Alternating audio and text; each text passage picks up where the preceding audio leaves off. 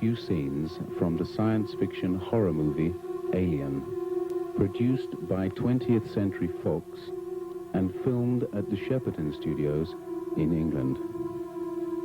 Our documentary is going to show you some of my work behind the scenes. I was responsible for all the fantasy scenery in the movie and had to design the unknown planet, the wreck of the alien spaceship and its interior, and also the so-called egg silo and the different types of alien monsters.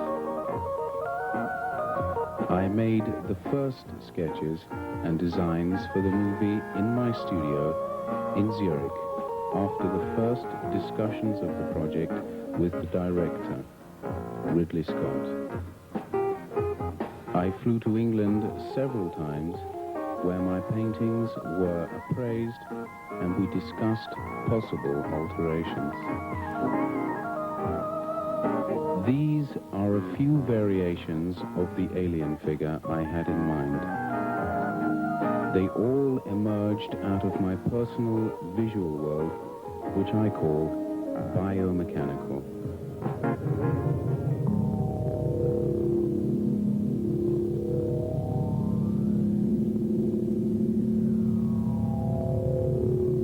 The egg silo, an unrealized project.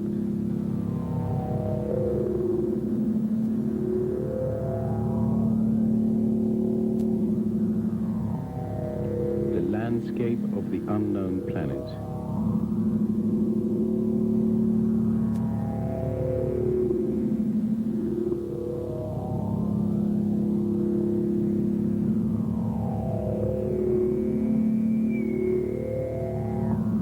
The alien spaceship derelict.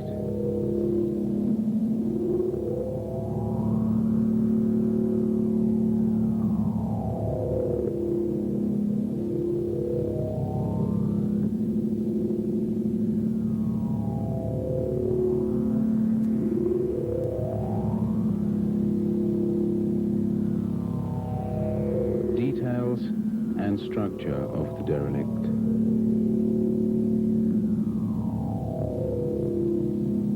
Entrance of the derelict. Passage in the derelict. Cockpit with the remains of the unknown being who was her pilot.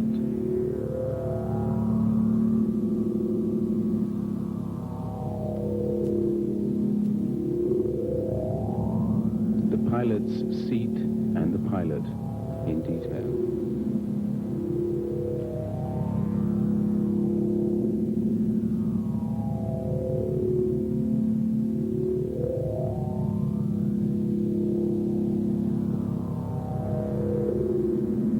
Shaft with a membrane.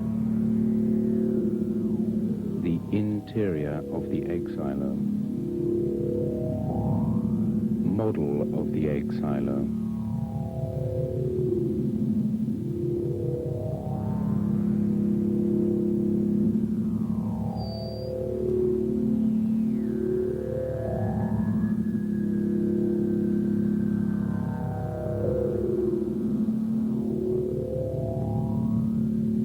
At Bray Studios, a group of specialists are making the models we needed for the special effects scenes.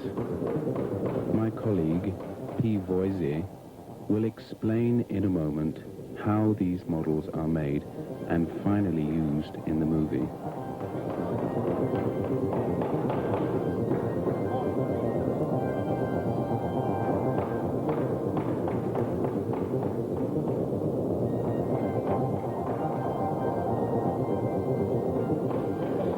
The advantage of using plasticine is we can bed pieces of plastic pipe into the plasticine and it holds quite well. Areas like this, we use pieces of plastic tube, cut it, fit it in, fix it with polymer with nails or pins, and then dress up to it with plasticine. This is being painted at the moment somewhere, so it'll be finished off later. the more areas in here. We can cut into the polystyrene. We can cut through.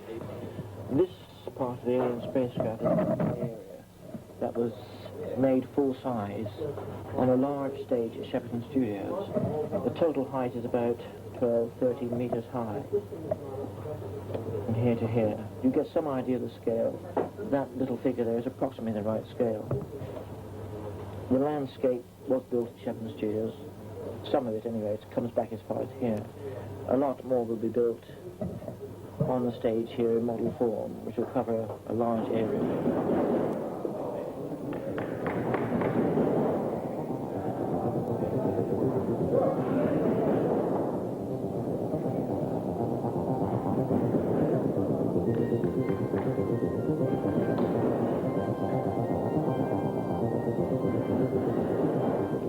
Now we're inside Shepperton Studios, where movies like The Omen, Superman, and parts of Star Wars were filmed. Science fiction scenery is usually set up in huge studios called stages. Here, the models are built in their original size for the shooting of the scenes, corresponding exactly to the previous design. The basic construction of the scenery begins with steel tubes and wood. Then the supports are covered with wire netting, and finally with sacking soaked in plaster. To work out the final structure, we spread a mixture of dyed plaster and a gritty substance over the finished shapes with a mason's trowel. The more complex shapes are cut out of foam rubber and glued on. The general feeling here is really good, and it's agreeable to work with these people.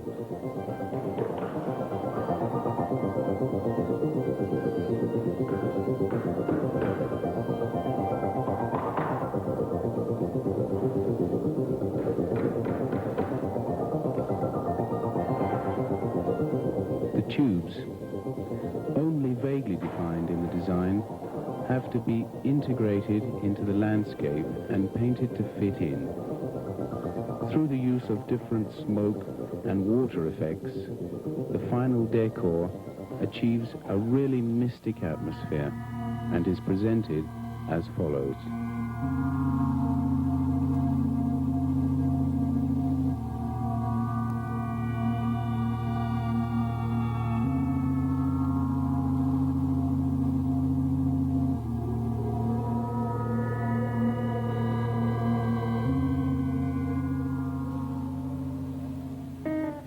The pilot in the cockpit. Using my design, P. Voisey and I sculpt the pilot in his seat out of clay.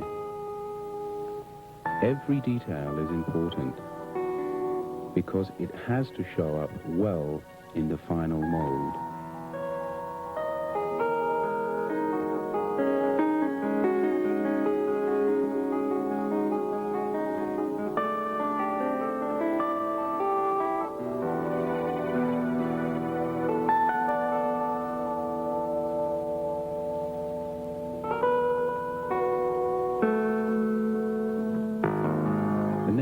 Step is the job for the plaster casting team, who have to make a mold from this figure.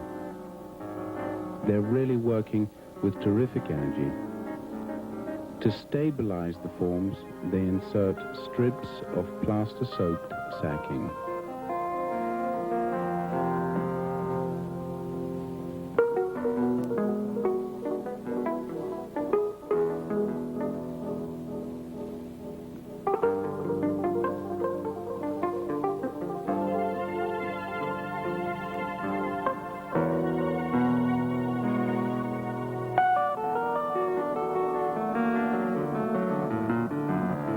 The hardened molds have to be carefully removed and all clay residue cleaned off to guarantee a perfect resin casting.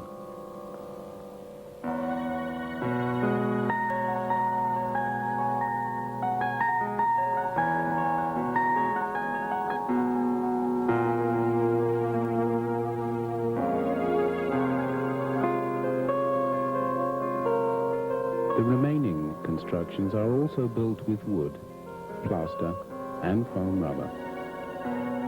This man is carving out these technical-looking trimmings with a lot of patience and skill.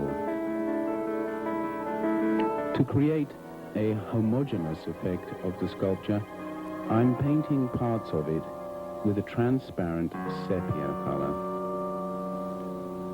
We have to use a crane attached to the ceiling to place the pilot, which was built separately, into the right position. The work has now progressed so far that it needs only a few cosmetic touch-ups to be ready for shooting time tomorrow.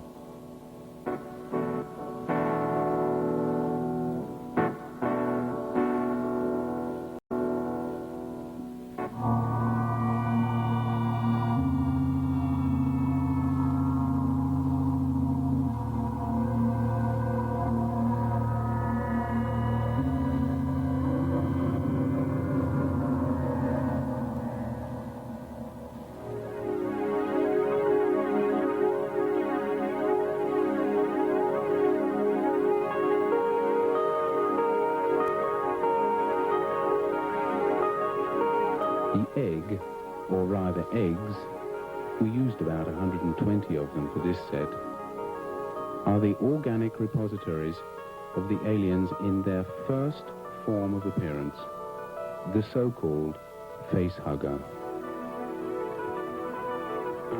In the workshop, probably I had just started during a proverbial tea break. The pieces of ground on which all the eggs stand singly are in the making. The professionals are watching my work with interest. Probably the realization of a design like mine is new to them.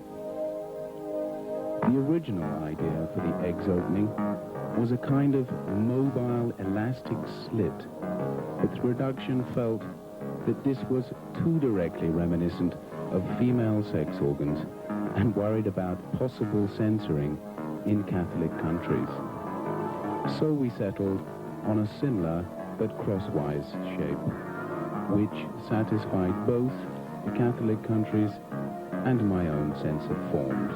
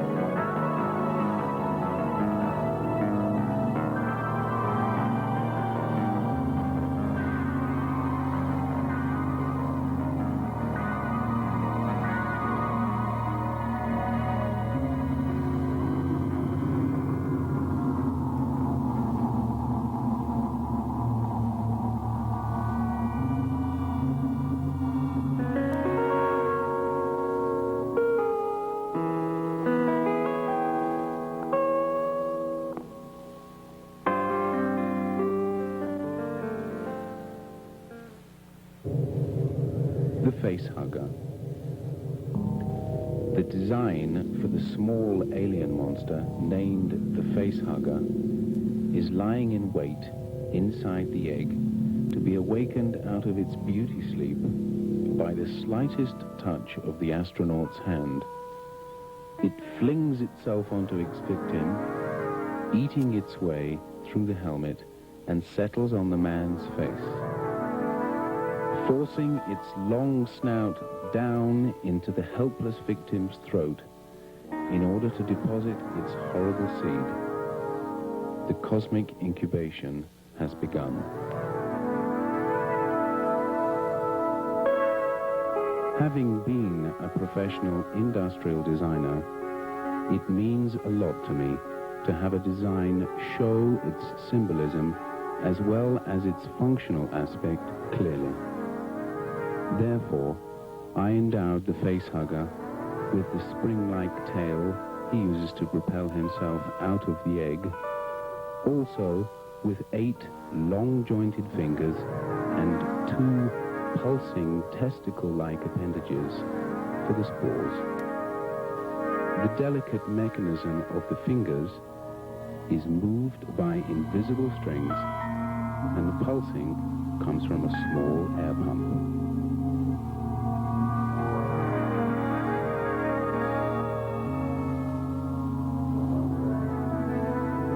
Interview with director Ridley Scott. When was the first time you saw Giger's work? Well, I'd never come across Giger's work at all. I'd been vaguely aware, once I'd seen it, of some artwork I'd seen earlier for a record sleeve, I think, Brain Salad Surgery, right? And it wasn't until I got to Los Angeles, and I then knew I was going to be involved in the film.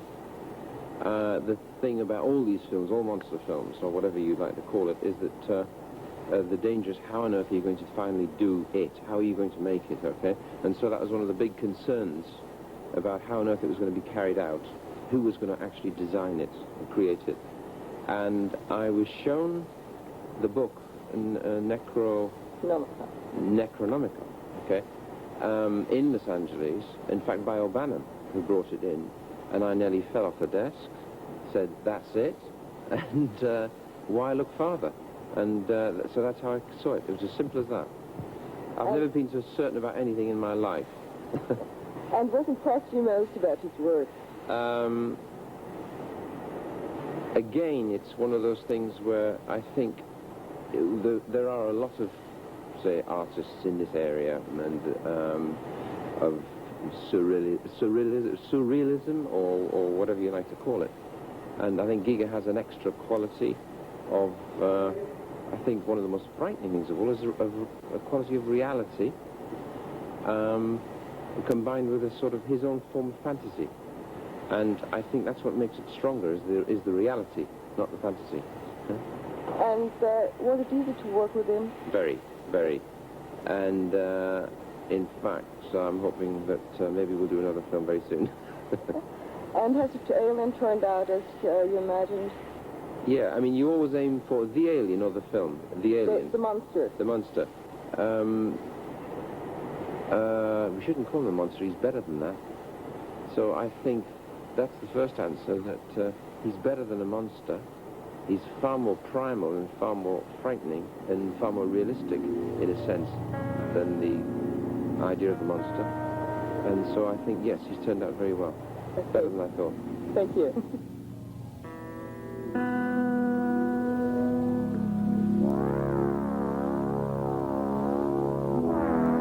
My suggestions for the adult alien was generally approved by everyone.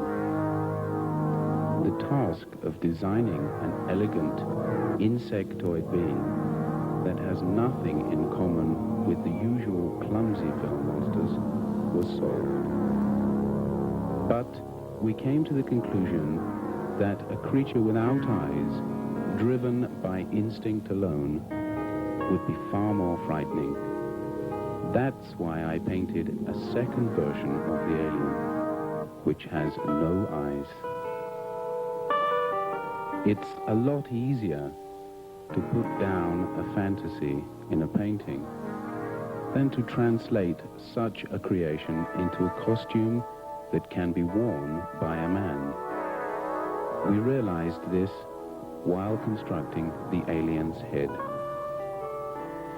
Now and then, our creation, it's a conglomeration of plasticine, technical parts, and a skull, is subjected to a very critical appraisal. We're constantly feeling the pressure of losing time. It has to be finished by such and such a deadline, and this often turns the problematic construction process into a nightmare. Finally, we've solved the technical problem. The rubber mold of the alien's head is lying ready for casting in the plaster shop. The mold is filled out with bits of fiberglass matting, and then daubed with polyester-soaked brushes according to form. The head, now it's finally dried, has to be peeled out very carefully to prevent the delicate elements from breaking off. 5 of these heads were made.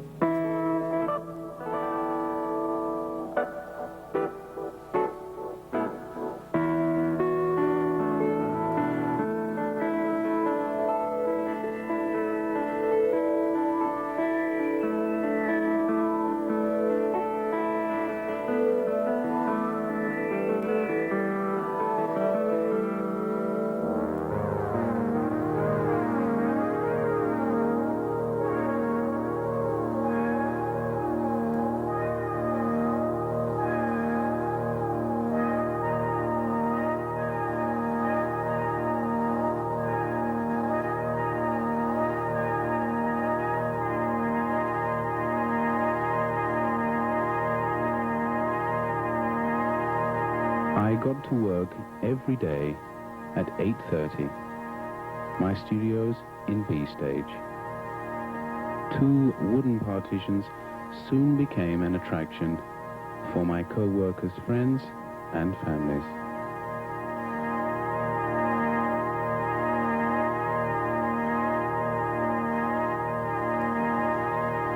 I modeled the alien costume on a plaster statue of the 7-foot-tall Nigerian bulagi.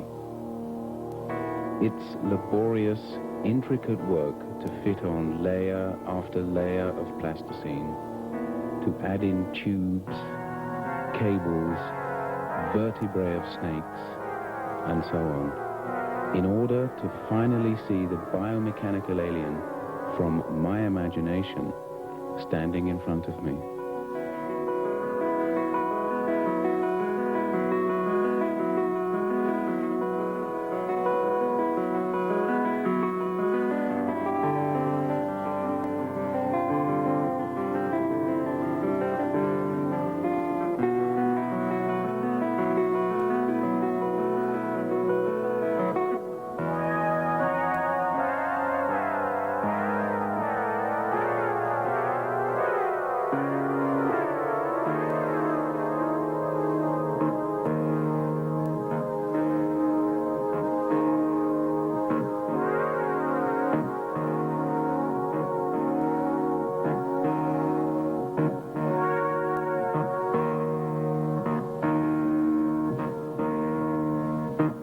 Beside its toothed, flickering tongue, this creature also ought to have a tail it could use as a weapon.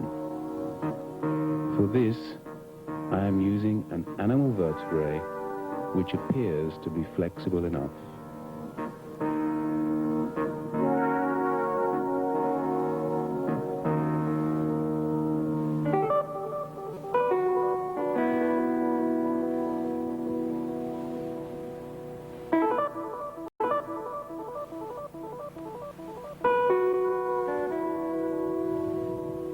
These countless formal elements are needed to result in a really complete alien costume. In the monster manufacturing department, my co-workers are brushing layer after layer of fluid latex rubber into these molds day after day, so that they can finally extract the fruits of their work.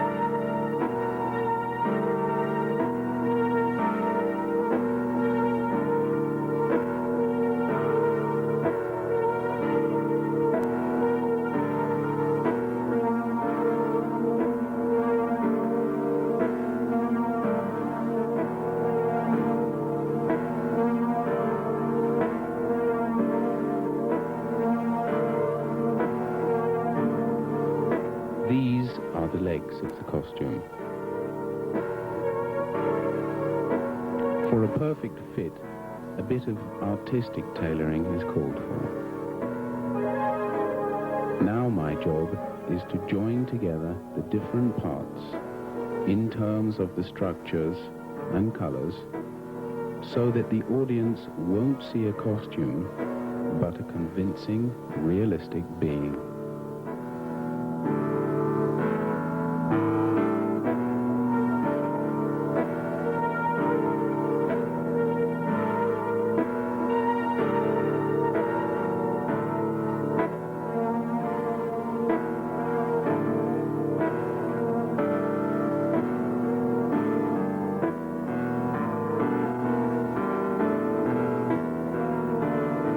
Studio, Carlo Di Marchi is working on the facial musculature of the monster. Because the creature is able to perform real movements, these have to correspond optically to the facial muscles. For this work, we're using contraceptives.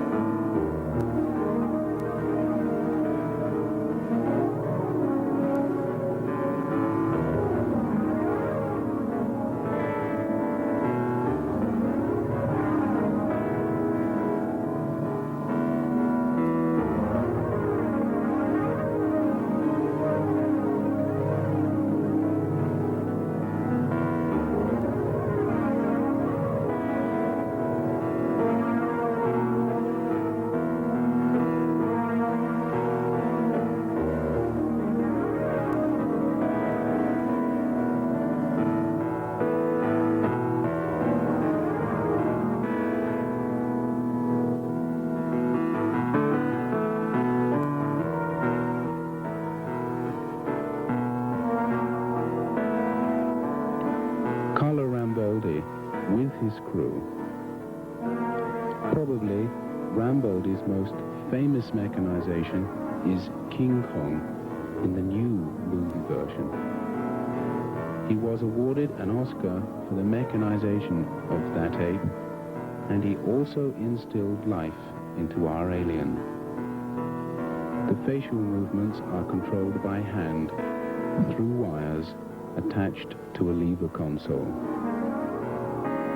At last, the long-awaited first appearance of the alien on the scene.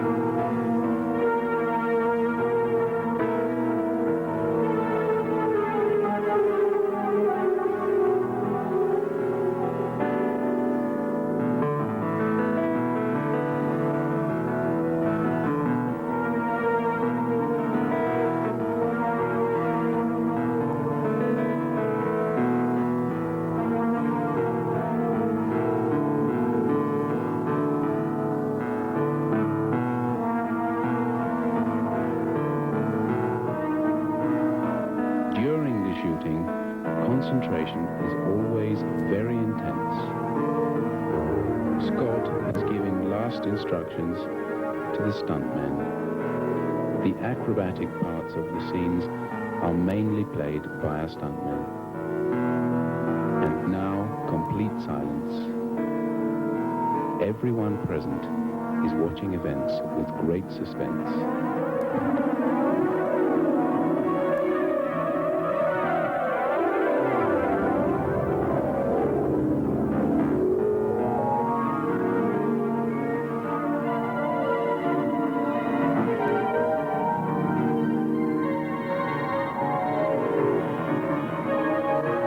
After the scene is shot and complete, everything gets torn down rather brutally and thrown away. You really have to be a seasoned professional to stand this sight without feeling some nostalgia. The next producer is already waiting at the door with his contract.